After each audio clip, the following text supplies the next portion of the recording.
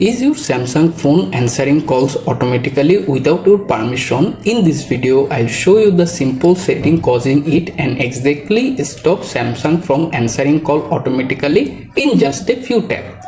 Follow along and regain complete control of every incoming call today with these fixes. So let's get started.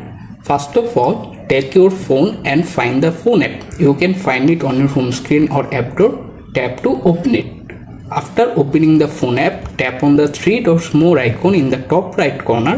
From the pop-up menu, select Settings. Once you are in the phone settings, scroll down slowly and locate the answering and ending call option. Once you found them, tap to open it. Here you can see various options, but scroll down and locate the answer call automatically or answer automatically option. Tap on it. Right now this option is maybe enabled. If you want to turn it off, simply tap on the toggle switch to turn it off. And that's it. I hope this quick guide helped you. Don't forget to subscribe for simple tech tips and thanks for spending your time here today.